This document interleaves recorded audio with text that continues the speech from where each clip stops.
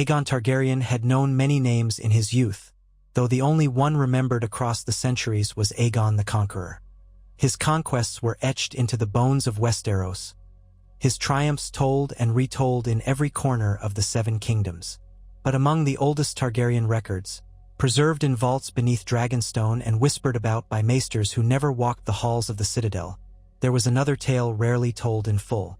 It was a tale of pacts and prophecies, of blood mingled with flame, of power that lay dormant in the hearts of his descendants. Some believed it was mere myth, a fancy conjured by sorcerers and seers to cast their illusions of destiny. But Aegon had believed it with all his soul. The beginning, as all Targaryen stories did, was with old Valyria. Aegon never saw Valyria in all its splendor, for by the time he was born on Dragonstone, the doom had already swallowed the freehold. Yet the blood of the dragon ran hot in his veins, and with it came the knowledge and responsibility, handed down from generation to generation. Aegon was taught that their lineage was gifted with an affinity for dragons, with an arcane link that parted the skies and commanded the mightiest creatures to serve. More than that, he was instructed that magic itself breathed through their blood. It was a subtle, elusive power, and it grew fainter with every generation's drifting from the arcane traditions of Valyria. But it was there, locked behind a door that required both cunning and boldness to unbolt. In the silent nights after he first took flight on the back of Balerion the Black Dread, Aegon would wander the halls of Dragonstone alone.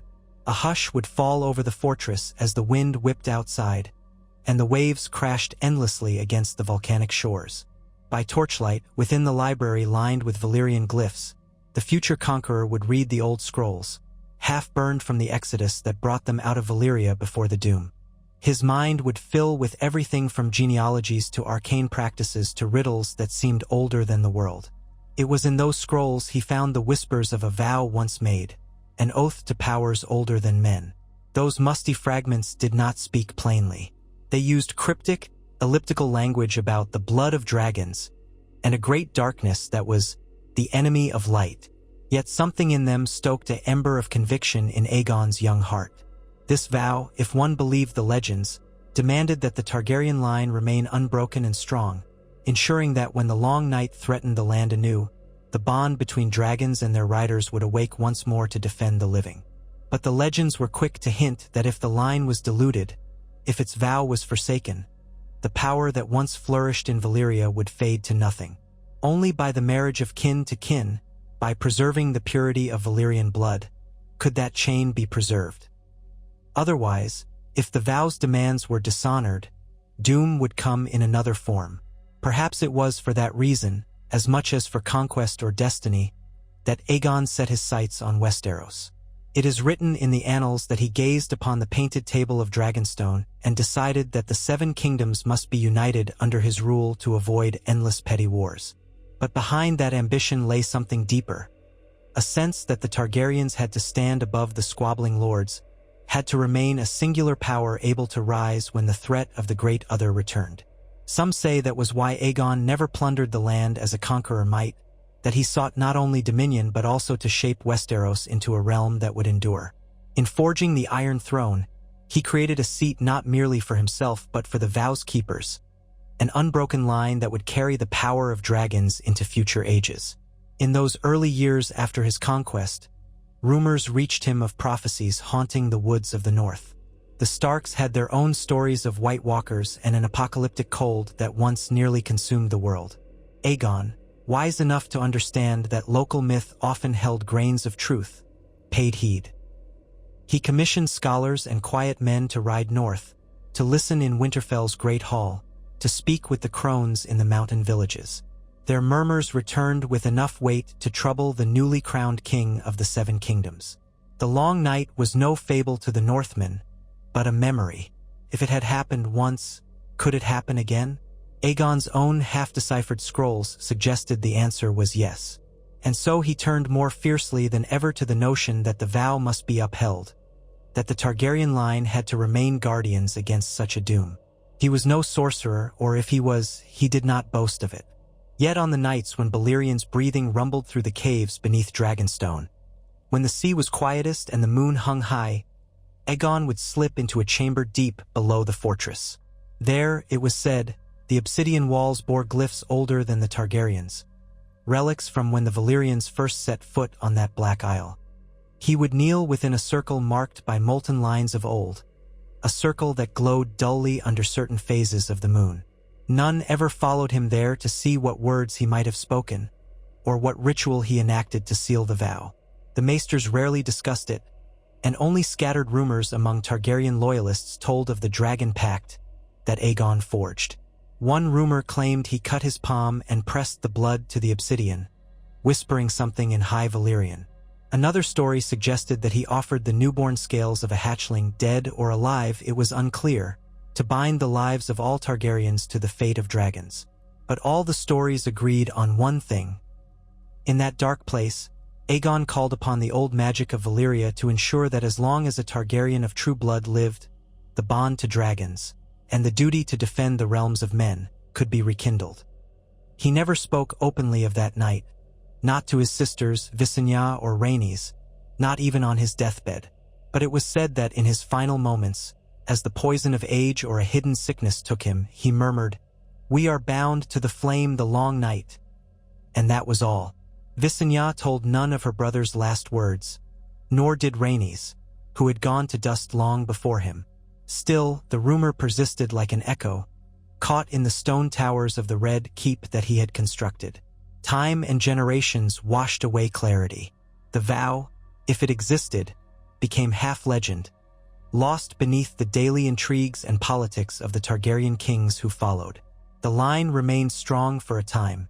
Maegor the Cruel, Jaehaerys the Conciliator, the tragedies of Summerhall, all were stories that came and went. The dragons, once so numerous, died out, or so it seemed.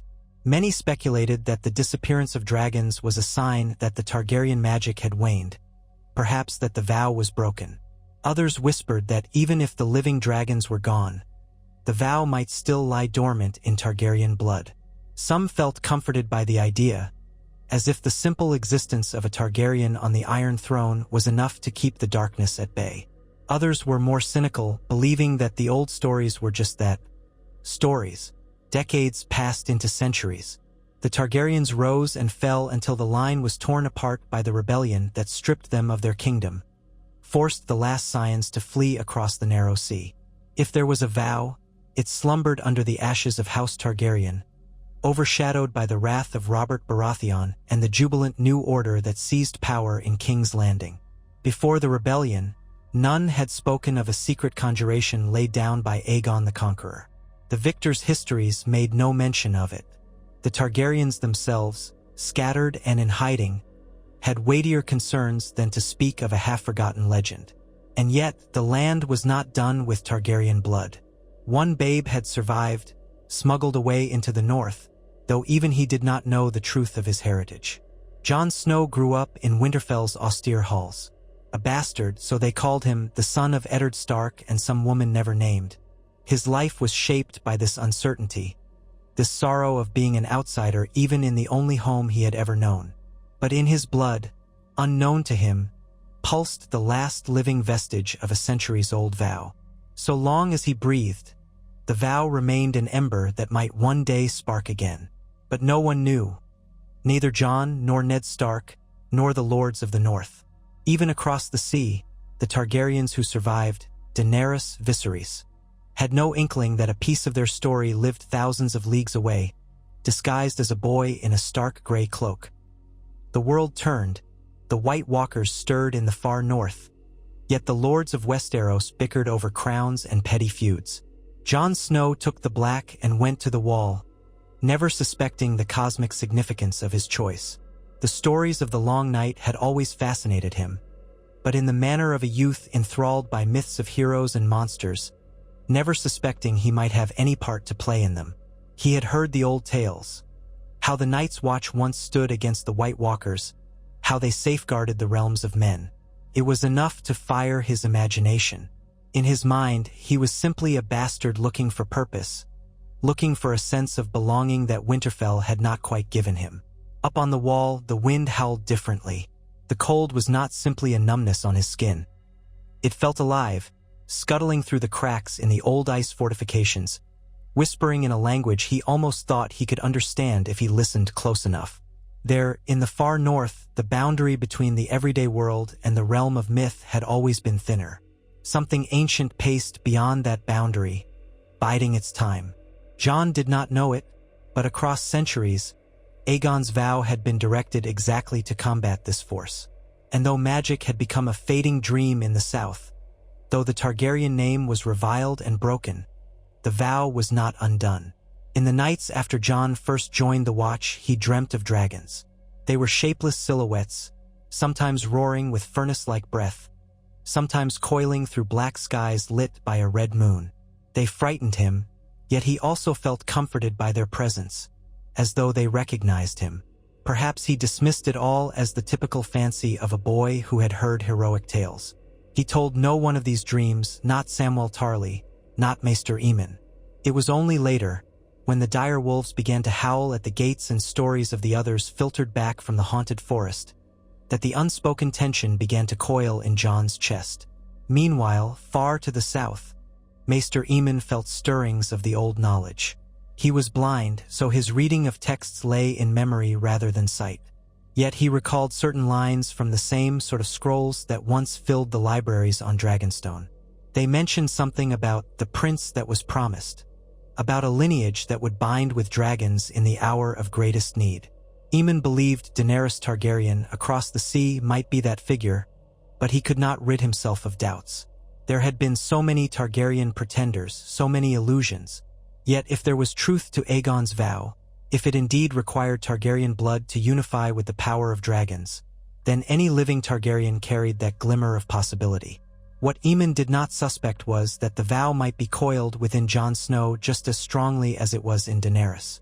Events unfolded with a cruel momentum. The War of the Five Kings erupted.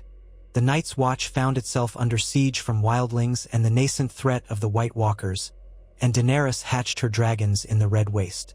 Far from connecting these disparate events, most in Westeros saw them as merely the chaos of the times.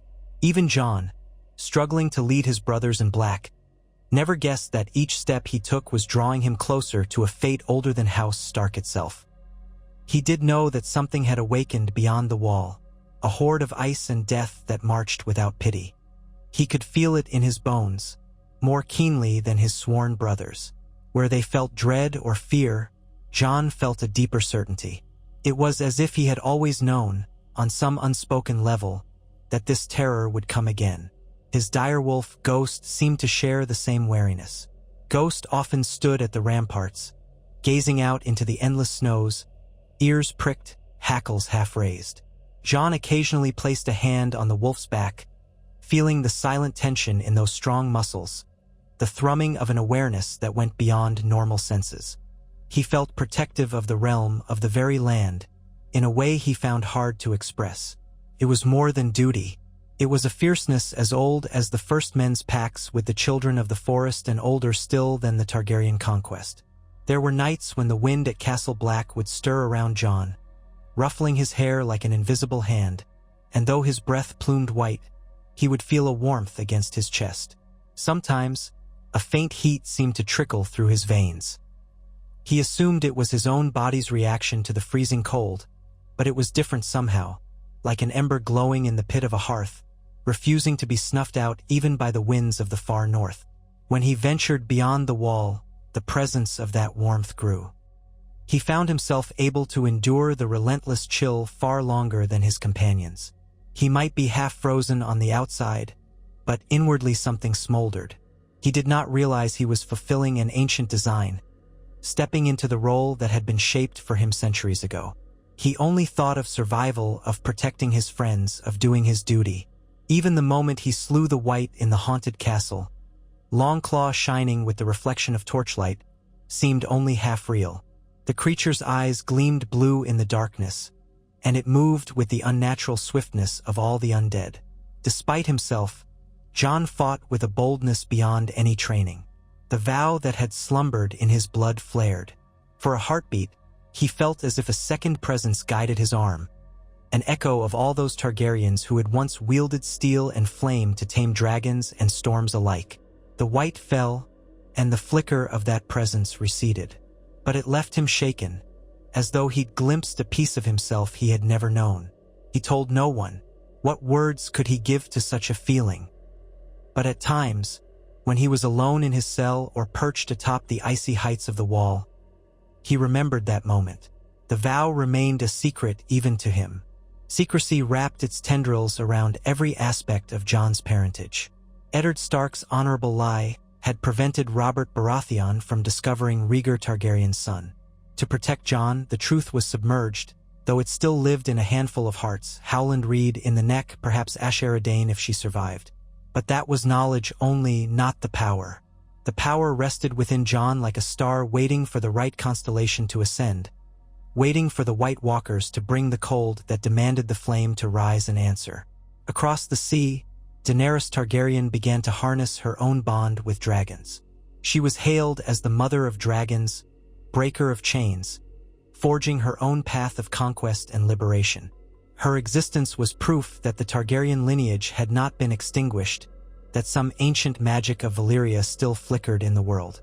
Her dragon soared, majestic and terrifying, and the world could no longer dismiss the power of House Targaryen as mere history. But the deeper vow, the one Aegon had made under dark skies with old blood, required unity of purpose. It demanded that Targaryen blood stand against the Great Other. And that was not a challenge Daenerys could meet alone, for the threat beyond the Wall was more dire than anything the Associ Wars could offer. South of the Wall, the War of the Five Kings reached its bitter apex, and the realm was fractured. Some said the world had gone mad with violence and betrayal. Jon Snow, in the midst of it, tried to uphold his Night's Watch vows. Yet as the wildling horde marched south led by Mance Rayder, as the White Walkers pressed in, Jon found himself thrust again and again into positions of leadership, into dire choices that seemed far beyond what a mere steward might have faced. It was as though fate was dragging him forward, pushing him relentlessly onto a stage built for him long before his birth. In his more private moments, he wrestled with doubts. He questioned who he was, why these burdens fell to him. He had no name but Snow, no claim to any inheritance but the scraps of dignity the Starks had given him. So why did he feel this searing sense of responsibility, the weight of lives that extended even beyond the people he knew, something that encompassed the entire realm? Every time Jon looked into Ghost's red eyes, it felt like an unspoken question hammered at him from the inside. Who are you really? But no answer ever came. And so it might have remained, had the Red Woman, Melisandre of Ashai, not cast her gaze upon him.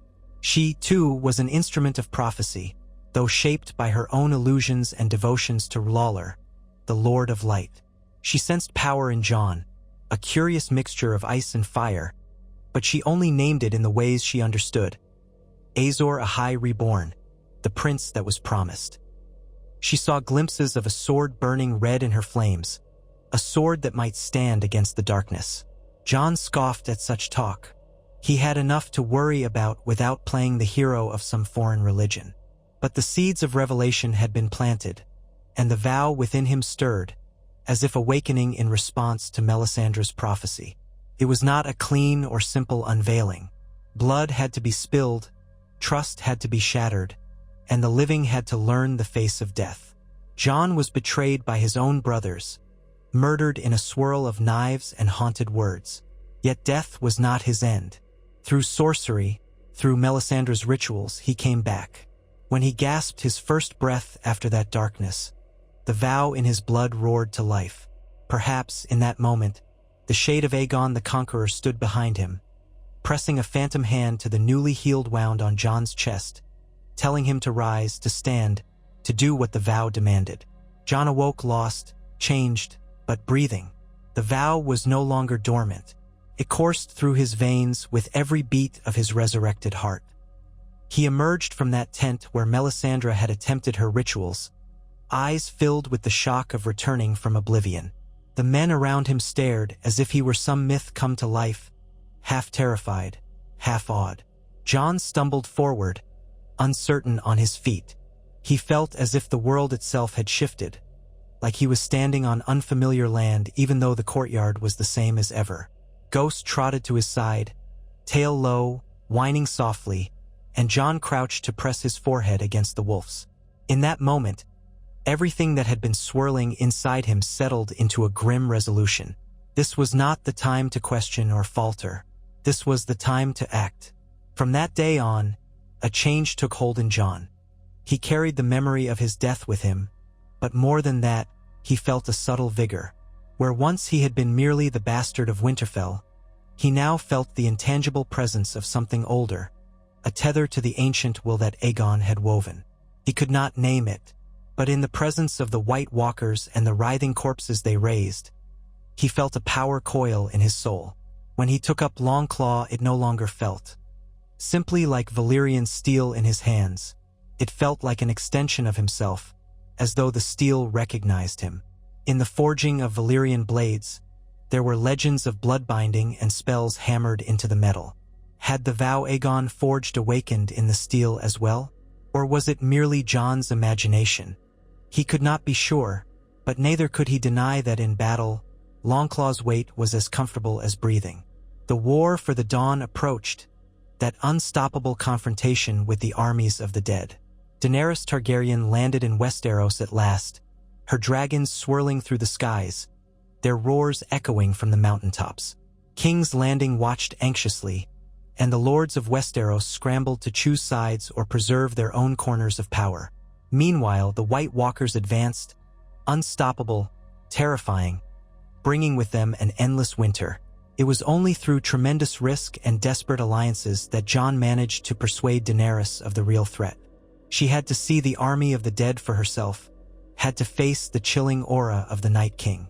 Once she saw it, her own heart flared with the knowledge that dragons were needed for this fight, that the petty squabbles for the Iron Throne were trivial compared to the cataclysmic struggle that lay ahead. And so the living banded together. Northerners, Unsullied, Dothraki, Knights of the Vale, even Lannister forces who bent the knee to necessity. At Winterfell, they made a stand. The night the White Walkers finally arrived was a blackness deeper than any normal eve. A hush fell before the storm, as if the land itself was holding its breath.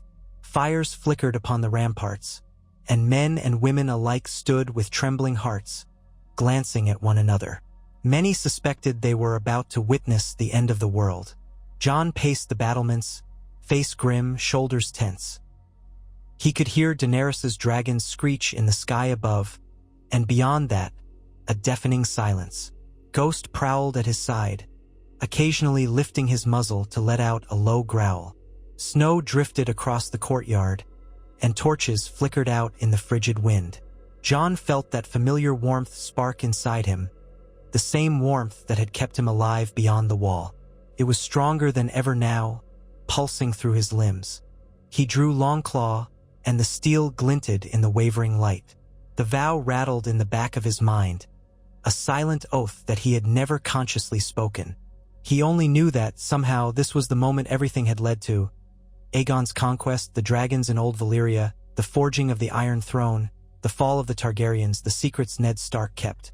All of it had propelled him here, to this frozen night, where the living faced the dead. The White Walkers emerged from the darkness, pale figures on the horizon, their eyes shining malevolently.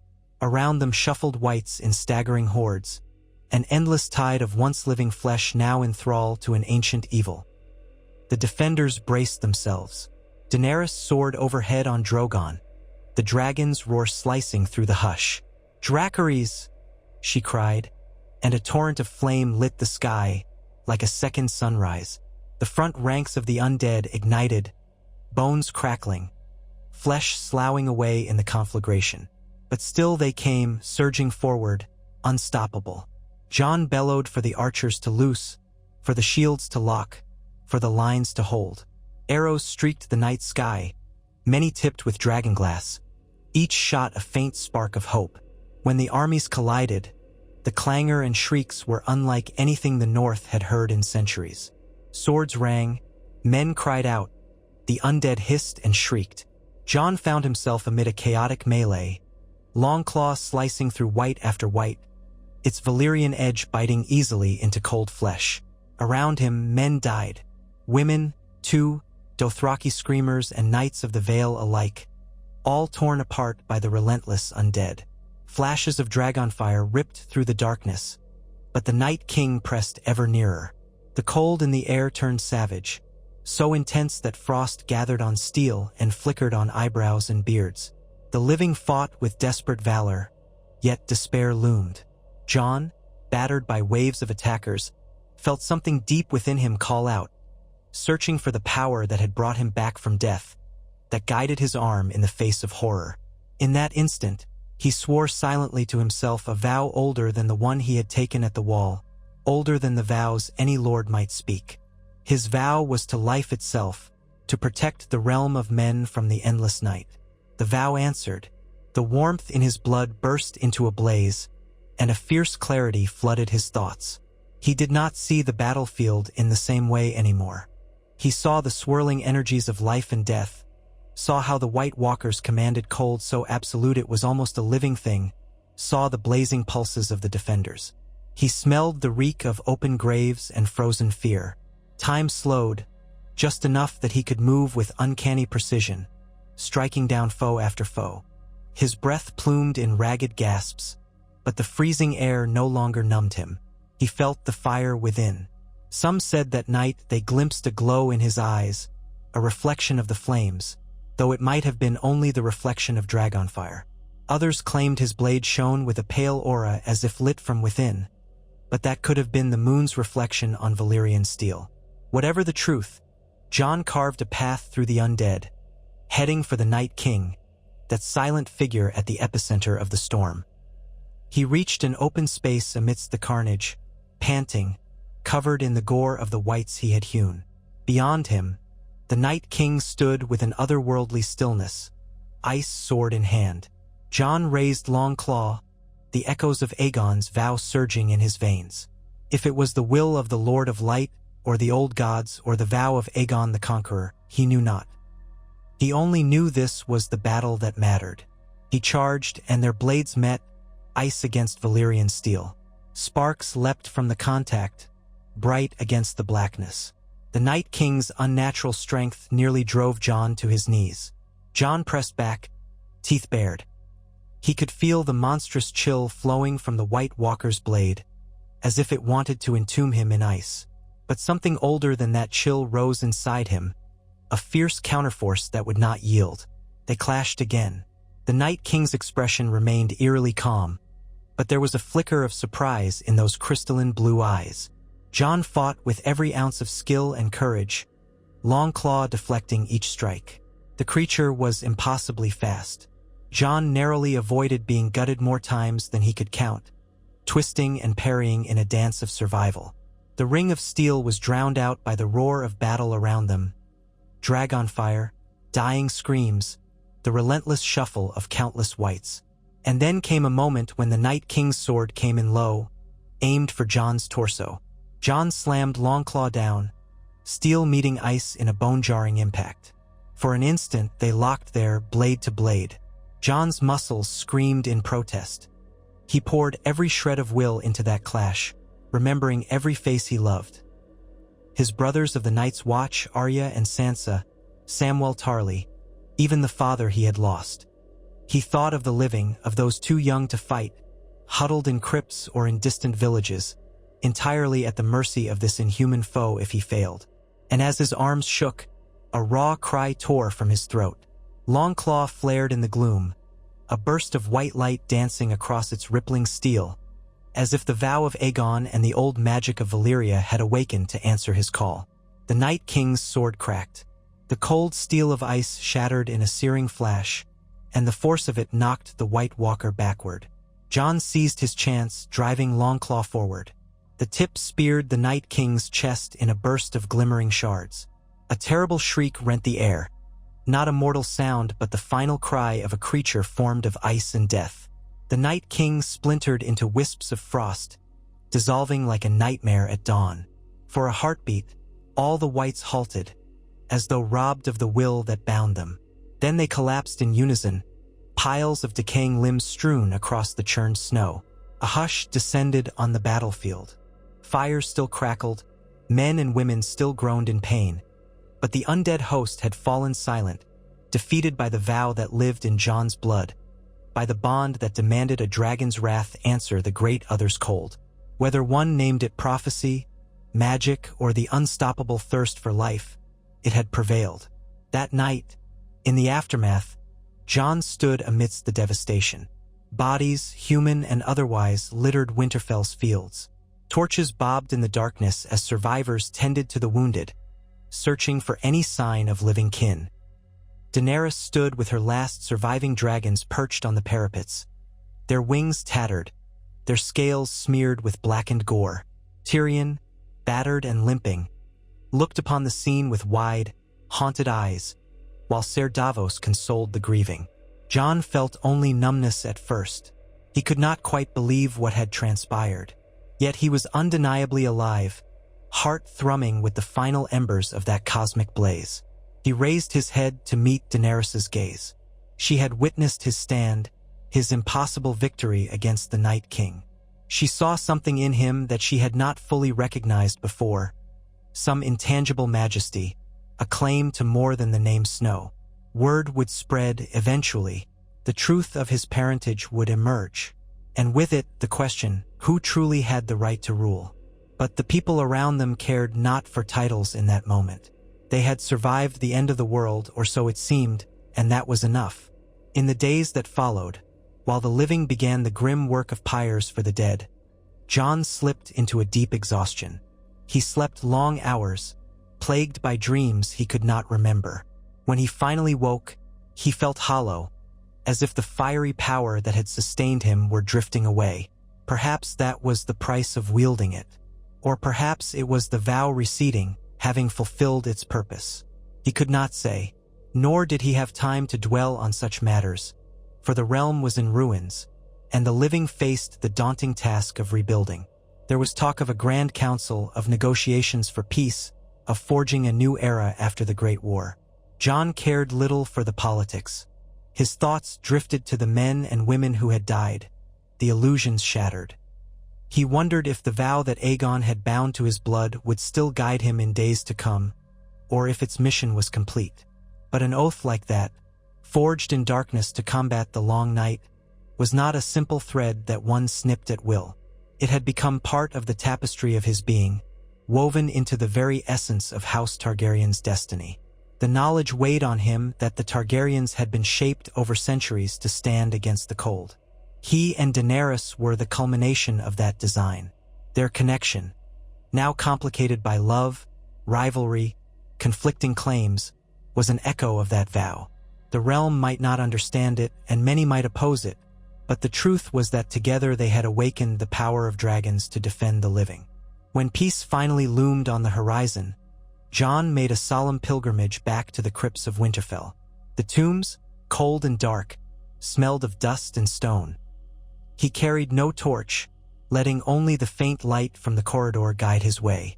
He paused at the statue of Lyanna Stark, the mother he never truly knew.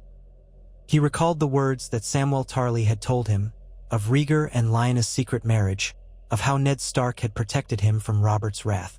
Jon had always wanted answers to who he was. In those moments, he felt them pressed upon him like a heavy crown of ice and fire. A Stark, a Targaryen, a child of destiny shaped by a vow older than any living memory. He sank to one knee, placing a hand against Lyanna's stone effigy. Her face was carved young and sad, as though even in death she bore regrets. "I never asked for this," he whispered. "I never wanted it." For a long time, he stayed there in silence, letting the quiet of the crypt envelop him, letting the ghosts of history drift around him. When he rose, it was with the slow realization that while he might not have chosen this path, he had walked it willingly, and the vow had worked through him regardless. Could it be undone? Possibly, if there were no more dragons, if Targaryen blood was scattered to the winds. But that was not the path House Targaryen had ever taken. From Aegon to Rhaegar, from Rhaegar to Jon, a red thread ran unbroken, tying them to the birth of dragons in Old Valyria. On the day Jon finally confided in Daenerys about Aegon's vow, the fires in the Great Hall at Winterfell had burned low. Ghost lay at Jon's feet, while Daenerys sat across from him, a distant look in her eyes. They had quarreled about the throne, about the future of the Seven Kingdoms, about loyalties. But in that hushed moment, they both sensed a larger tapestry connecting them, one that dwarfed individual ambitions. Jon spoke of the old scrolls he had read with Sam, of the obscure references to a pact that might have preceded Aegon's conquest. He told her of the feelings he had on the battlefield, how the vow seemed to burn in his blood when the dead drew near. Daenerys listened, face unreadable, but he saw her eyes glimmer with recognition. She thought, perhaps, of the day she walked into the funeral pyre and emerged unscathed with living dragons. She realized they were two facets of a single fate. Maybe, she mused, that was the reason they had both been born into this world, to combine their fire with the land's need for protection. They spoke until the fires burned down to embers. In the end, Daenerys reached out and placed her hand atop Jon's. "We are the blood of the dragon," she said softly. "What we do with it now, that is our choice." And though no formal vow passed her lips, in that instant Jon felt an unspoken unity between them. Perhaps, he reflected, that unity was what Aegon's vow had always demanded. Targaryen blood, not simply to rule, but to protect, to guard against the storms of the night. Outside, the snows had begun to thaw. The white blanket that shrouded the fields around Winterfell dripped with meltwater. The war had ended for now. The threat of the undead had receded. The vow, having been fulfilled, lay quiet. But magic did not simply vanish. It ebbed and flowed like a living tide, waiting until the day it would be summoned again. The realm would face new perils, new wars. Perhaps once again Targaryen steel and dragonfire would be called upon to stand between darkness and the realm of men. But that was a story for another time. For the moment, Jon Snow walked the battlements alone, scanning the horizon as the winter winds blew gently, carrying the scent of spring. The land was battered, but alive. Men and women rebuilt, guided by the faint hope that this time the living had truly triumphed. Jon watched the sky, half expecting to see the silhouette of a dragon overhead, and found himself remembering those dreams he had as a boy. The scaled beasts had called to him, offering both terror and comfort. They had called him into a destiny he had never asked for, but which he had embraced when the world needed him most. In the quiet that followed, he reflected on the question that had haunted him all his life. Who am I? He was Jon Snow, raised in Winterfell, brother of the Night's Watch. He was also Aegon Targaryen, the rightful heir to a line bound by dragons and prophecy. And beyond all titles or claims, he was the vessel of a vow sworn by Aegon the Conqueror centuries ago, a vow that demanded the living be defended, that no darkness would be allowed to consume the realm unchecked.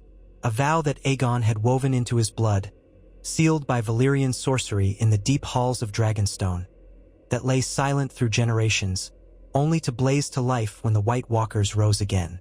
Beneath the pallor of the waning moon, Jon closed his eyes. The vow may have shaped his path, but it had also saved countless lives. In time, bards would spin their songs about the bastard of Winterfell who challenged the Night King, about the Targaryen queen who hatched dragons from stone eggs, and how together they ended the long night. The small folk would weave their own versions, some of which would be outlandish, some heartbreakingly poetic. But none would ever fully capture the staggering truth of that ancient oath. Perhaps that was best. The realm needed its myths as much as it needed its heroes. Jon listened to the distant murmur of voices below, builders repairing walls, survivors searching for missing loved ones, and the general hum of life picking itself up after the apocalypse. Tears stung his eyes at the thought of how many had perished, how close they had come to utter destruction. He thought of those who had lost everything. The nameless soldiers, the families ravaged by the dead, the brothers of the Watch who fell without fanfare. The vow had demanded sacrifice, and Westeros had paid dearly. But tomorrow, a new day would dawn, free from the terror of unstoppable winter. That was worth everything. He breathed in the chill air, letting the cold burn his lungs. Far above, the stars twinkled in the kind of brilliance only visible on the clearest nights. If he let his imagination wander, he could almost see the shapes of dragons traced among the constellations. Then he exhaled, a long, deliberate breath, and descended from the battlements to join the others. He did not know what trials awaited him. The politics of the realm, the question of who would sit upon the Iron Throne, those might tear alliances apart. He knew Daenerys would push for her birthright, that many lords would clamor for a role in the new order. He knew the truth of his parentage would send ripples through the land, some hailing him as king, others calling him an usurper. But in his heart, he understood that there were deeper currents at play, older than thrones and crowns. Aegon's vow had always been about more than mortal power. It was about preserving the light against the long cold. Jon Snow carried that vow within him, and no matter where fate led him next, it would guide his conscience. Whether he chose the crown, renounced it, or something in between, the vow would remain. And someday, in a distant future, if a new darkness rose in the corners of the earth, the vow would surface again, singing in the blood of whichever Targaryen yet lived to answer its call. Perhaps that was the legacy of Aegon the Conqueror, not merely the forging of an iron throne or the uniting of the Seven Kingdoms, but the binding of his lineage to the realm's defense. A pact sealed in blood and fire, unbroken through centuries of turmoil, culminating in the boy from Winterfell who refused to forsake his duty, even in the face of impossible odds. Men would argue for ages whether it was prophecy or chance, faith or cunning. In truth, it was a mixture of all those things, brewed in the crucible of history, shaping destinies without any regard for the desires of individuals. Walking through the courtyard, Jon passed men lifting timbers to rebuild broken walls, the flicker of torchlight reflecting in puddles of half-melted snow. He offered them a nod of encouragement. Some stood aside, murmuring soft salutations. "My lord," they would say, or even "Your Grace." Though Jon's face tensed at the latter, the vow thrummed just below his consciousness, urging him to serve, to protect, to be the shield in the darkness. In all the times he had tried to argue, from his bastard heritage, from the burdens placed on him, from the sorrows of his life, that vow had quietly shepherded him, ensuring he would be exactly where he needed to be at the hour of reckoning. He caught a glimpse of Sam at the edge of the courtyard, stooped over a wounded man, pressing a poultice to a deep gash. The Scholar Knight had saved many that night, including the knowledge that might otherwise have been lost to fear and ignorance. Beyond Sam, Gilly fed a hungry child. Tyrion conferred with Davos over a map of the realm, both men engrossed in how to bring the fractured kingdoms back together. Grey Worm organized the Unsullied to patrol the perimeter. Even Tormund Giantsbane paced with the surviving wildlings, offering rough words of comfort to those who had come so far south to fight. It was a tapestry of people who, despite vastly different backgrounds, had found unity in the face of annihilation. Jon paused, a small smile tugging at his lips. It was a scene that spoke of hope, of possibility, of a world that could someday, perhaps, find peace. That was all he had ever wanted for the realm he loved, the realm that had become his charge whether he liked it or not.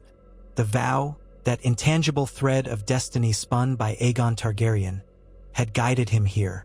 Now it was his choice how to move forward. And though it was daunting, though he felt unworthy, he remembered that in the blackest hours of the war he had found the courage to stand. That courage had come not from prophecy, but from love. Love for his friends, for the people who had taken him in, for the land that had shaped him. The vow might have awakened an ancient power, but it was love that allowed him to wield it. Many nights later, when the fires were reduced to a comfortable glow in the hearths and the wounded either rested or had passed on to the next world, Jon sat alone in the godswood. The weirwood tree towered overhead, leaves rustling softly in the winter breeze. Its carved face looked down upon him with an ancient, inscrutable gaze. Ghost reclined at his feet. Behind him lay everything that had happened. Ahead was an uncertain tomorrow. He took a moment to breathe, to feel the cold air on his face, to hear the faint drip of melting snow. In that sanctuary, he allowed himself a quiet reflection on the question that had started it all. Did Aegon the Conqueror truly bind his descendants to some dragon pact that would reawaken in a future scion? On the surface, it seemed impossible to prove or deny. The maesters would likely dismiss it as myth. But Jon knew, deep within, that there had been a guiding hand in his life, something more than coincidence. A cord of energy that flared whenever the realm was in mortal peril. A presence that aided him in his greatest battles, from Hardhome to the walls of Winterfell. A vow that did not need to be spoken, but was etched into his very blood. Whether or not Aegon had knelt in a dark chamber and spilled his own blood on the obsidian floors, the effect was real. A link existed, bridging generations and forging a chain from Valyria's broken empire to the snows of the north. Jon closed his eyes and placed his hand on the root of the weirwood. He did not pray in the way the faithful might, for his faith was patchwork at best, shaped by the old gods of the north, the beliefs of the Red Priests, and the unspoken truth of dragons. But he did offer a silent promise to uphold his duty as best he could, whatever shape it might take in the days to come. If that vow had lived in Aegon and in every Targaryen who strove to protect Westeros, then he would not break it. Not while there was breath in his body. He felt Ghost shift beside him, the wolf's fur brushing against his calf. As if sensing Jon's thoughts, Ghost nudged him gently. Jon's eyes fluttered open, and he gazed into the direwolf's red irises. The storms of the north had shaped this wolf, just as they had shaped Jon. And the storms of history, it seemed, had shaped the vow that now burned in him. He reached out, scratched Ghost behind the ears, and rose to his feet with a quiet exhalation of mist. Dawn would come soon, faint gold on the horizon, chasing away the final vestiges of the night. Jon walked out of the Godswood, each step taking him closer to the living world that waited in both hope and fear for what came next. He did not know if he would one day be crowned king, or if he might refuse such a burden and choose a simpler path. Choices abounded. The vow had done what it was meant to do, guided him to stand against the long night, to unite the powers of man and dragon. Whether the vow demanded more from him or would lie dormant until the next threat, Jon could not say. The future was unknown, but he had learned something vital, that the greatest power in the world lay not just in blood and prophecy, but in unity and sacrifice. That was the real answer to the question of Aegon's pact. It was not about forging unstoppable monarchs or subjugating the realm beneath dragonfire. It was about ensuring that when the darkest shadows rose, there would be a light to oppose them. And so, yes, in his heart Jon believed. Aegon the Conqueror had bound his descendants to a dragon pact, one that would reawaken in the hour of need. It had blazed in Rhaegar's heart when he sacrificed everything for prophecy's sake, and it had smoldered in Jon's when he first felt that distant call beyond the wall.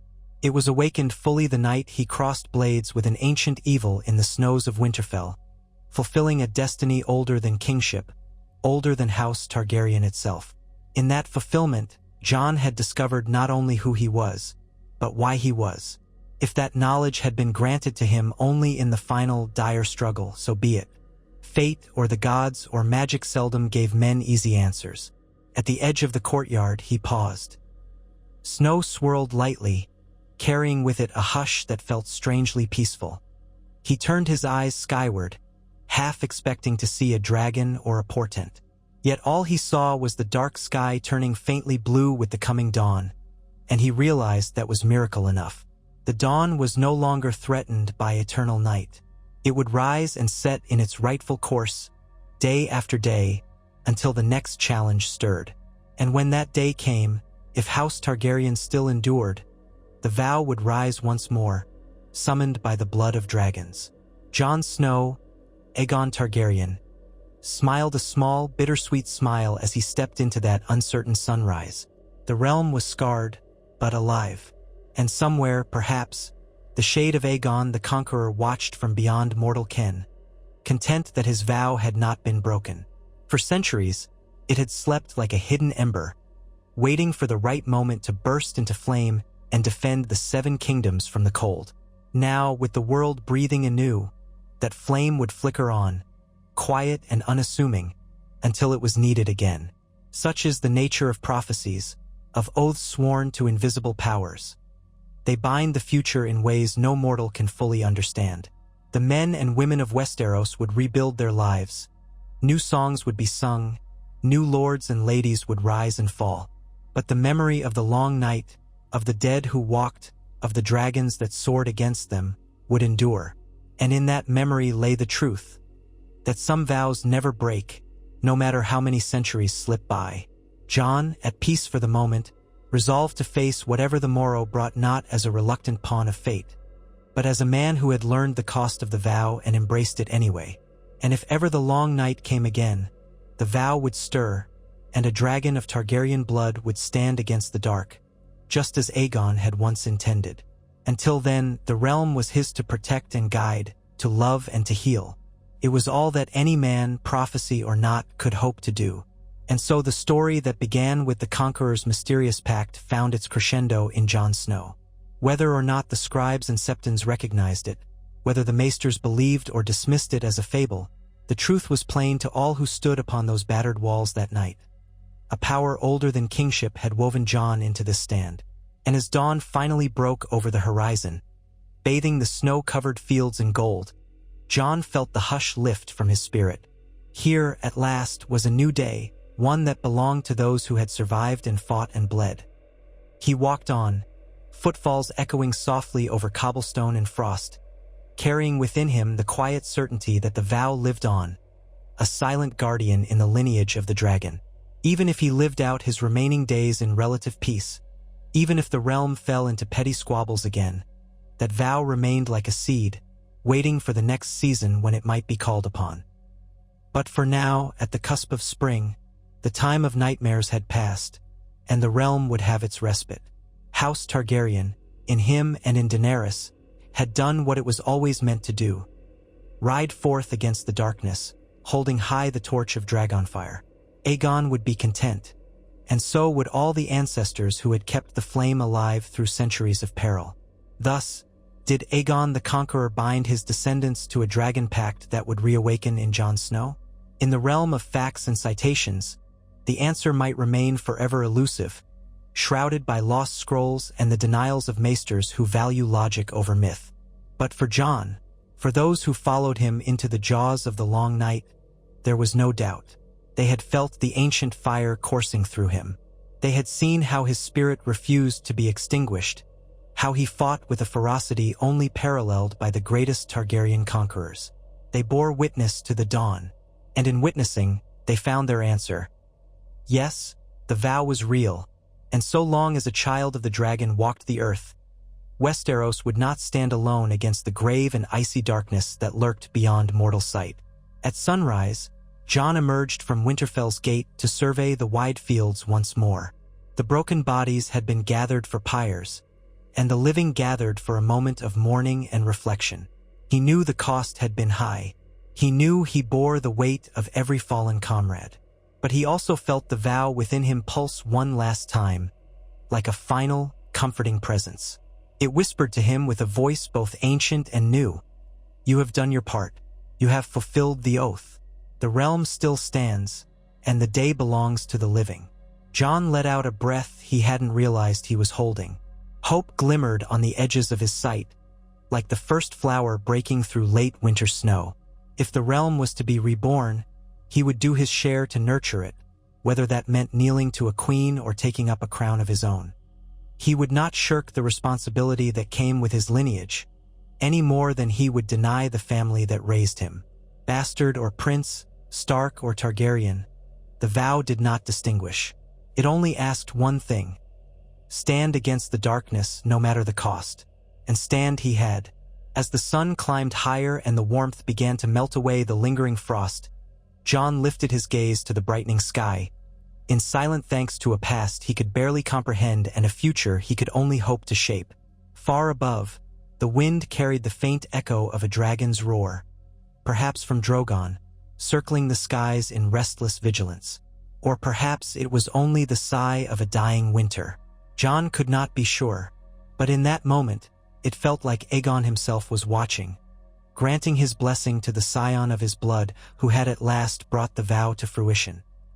Whatever the truth behind the ancient pact, Jon Snow, son of ice and fire, walked forward into the day, leaving footprints in the snow that quickly filled with melting water.